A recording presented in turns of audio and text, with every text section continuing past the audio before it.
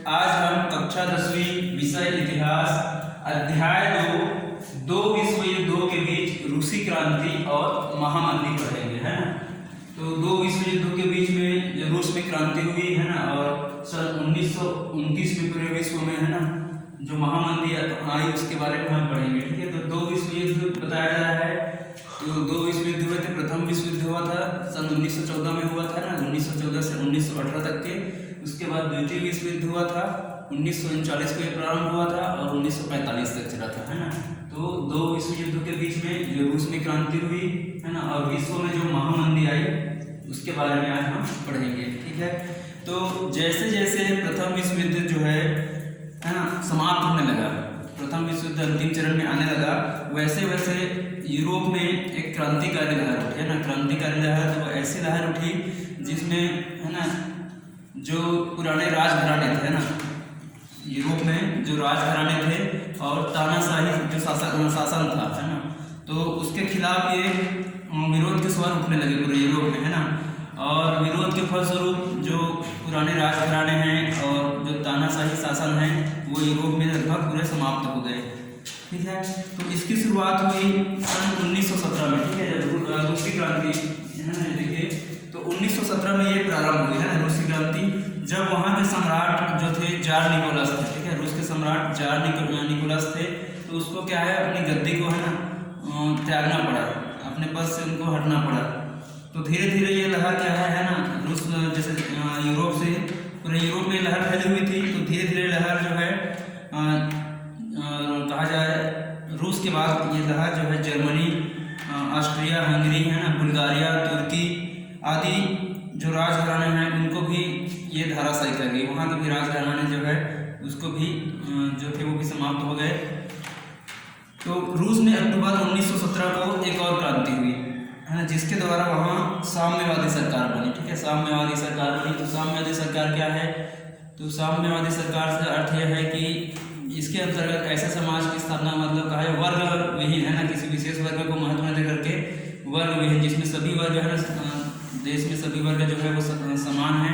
और जो साम्यवादी सरकार होती है तो इसमें क्या होता है, उत्पादन के जो साधन है देश में, है ना, उस पर निजी स्वामित्व न हो करके पूरे समाज का इसमें बराबर हक माना जाता है। इसको जैसे समाज की सरकार के जो साधन हैं, जो देश के साधन हैं वो पूरे क्या है, इसमें सभी व्यक्तियों का हक होगा ऐसे।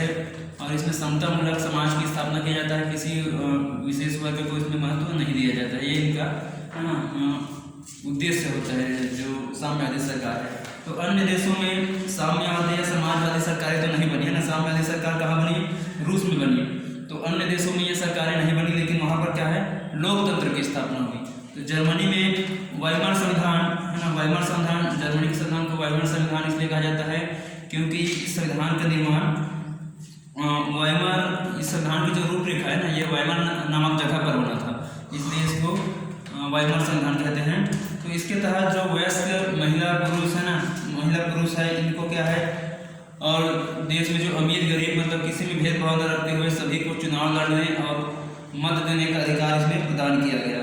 लेकिन जो वाइमर गणतंत्र था जर्मनी का जो वाइमर गणतंत्र था वो क्या था, लगातार तनाव से ग्रसित था, क्योंकि उस पर विजयी देश, है ना, विजयी देश जो थे उनका जर्मनी पर दबाव था, क्योंकि वर्साई संधि की जो शर्त है वर्साई संधि को उसको पूरा करने के लिए, है ना, जर्मनी पर जो विजयी देश है उन्होंने दबाव बना रखा था।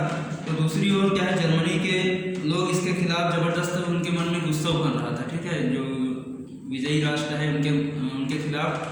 तो इसके बाद देखेंगे तुर्की में जो पुराने ओटोमान सुल्तान थे, है ना, जो अपने आप को मुसलमानों के खलीफा मानते थे, जो ओटोमान सुल्तान हैं, तो राज्य की जगह मुस्तफ़ा कमाल अतातुर्क के नेतृत्व में, है ना, जो ओटोमान सुल्तानों की जो है ना, उनके स्थान पर मुस्तफ़ा कमाल अतातुर्क के नेतृत्व में 29 अक्टूबर सन 1923 को एक लोकतांत्रिक और धर्मनिरपेक्ष शासन स्थापित किया गया और औद्योगिकीकरण की प्रक्रिया को शुरू किया गया, है ना, औद्योगिकीकरण प्रक्रिया शुरू किया गया।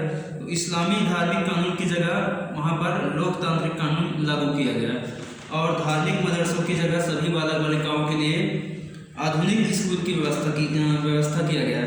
तो इस प्रकार तुर्की इस्लामिक राज्य है ना, तुर्की सिर्फ क्या है समय इस्लामिक साम्राज्य न रहा और एक आधुनिक राष्ट्र के रूप में वो तुर्की जो है स्थापित होने लगा। सन 1929 में महामंदी आई है ना, विश्व भर में आर्थिक मंदी शुरू हो गया, जिसके कारण विश्व के अधिकांश देशों की जो अर्थव्यवस्था है वो प्रभावित हुई और विश्व में जो बेरोजगारी है वो बहुत तेजी से बढ़ा। तो जर्मनी में इस मंदी और वर्साय संधि के तहत हो रहे हानि के कारण आर्थिक संकट बहुत ज़्यादा गहरा गया है ना। जर्मनी में वैसे भी जो संधि थी वर्साय की संधि, तो जर्मनी के लिए एक प्रकार से कहा जाए नुकसानदायक संधि थी है ना, और साथ ही साथ जो विश्व भर में आर्थिक मंदी आया तो इसके प्रभाव के कारण वहाँ पर आर्थिक संकट बहुत ही ज़्यादा गहरा गया। लोगों में अपनी सरकार के प्रति आक्रोश पैदा होने लगा। इसका फायदा उठाकर हिटलर है ना, हिटलर कौन थे, एक तानाशाह शासक थे ना हिटलर, तो हिटलर और उसकी नाजी दल ये क्या है सत्ता में आई और तेजी से विपक्षी दलों व मजदूर संगठनों का उन्होंने क्रूरता के साथ दमन किया। ठीक है, तो जो जर्मनी के लोगों में क्या है पहले से ही है ना, जो विजयी राष्ट्र थे युद्ध के, उन्होंने क्या किया था, वर्साय की संधि किया था है ना। तो जर्मनी के लोग इस संधि के कारण पहले से आक्रोश में थे और आर्थिक मंदी भी आ गई है ना विश्व भर में। तो जर्मनी की क्या है संकट ज़्यादा गहरा गया, तो वहाँ की जनता है ना सरकार के प्रति ज़्यादा आक्रोशित हो गई। तो इसी का फायदा उठाकर हिटलर की जो है ना नाजी पार्टी थी वो क्या है सत्ता में आ गई और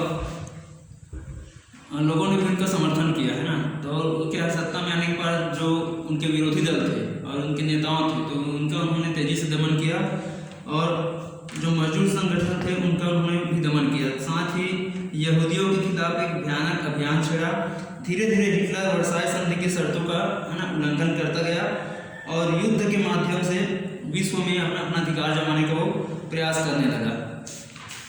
तो उन्हीं दिनों ब्रिटेन और अमेरिका में एक नए तरह के राज्य की अवधारणा विकसित हुई। ठीक है, ब्रिटेन और अमेरिका में एक नए तरह के राज्य की अवधारणा विकसित हुई जिसे वेलफेयर स्टेट कहते हैं। ठीक है, इसको क्या कहते हैं हम, वेलफेयर स्टेट। इसमें यह माना गया कि राज्य लोकतांत्रिक सिद्धांतों के आधार पर चले, नागरिकों के जो लोकतांत्रिक अधिकार है ना उनकी सुरक्षा हो और साथ में राज्य लोक कल्याण को अपनी मुख्य जिम्मेदारी माने। इसके तहत सार्वभौमिक मताधिकार, राज्य में स्वतंत्र संचार माध्यम, बहुदलीय राजनीति आदि के साथ साथ नागरिकों को समान अवसर दिलवाना और शिक्षा, स्वास्थ्य, बेरोजगार, निराश्रित, बीमारों और वृद्धों की देखभाल आदि राज्य ने अपने जिम्मे में ले लिया था। तो इस तरह के राज्य लोक कल्याणकारी कार्य के द्वारा ब्रिटेन व अमेरिका जैसे देश सन 1929 की मंदी से है ना इस तरह वो उबर पाए।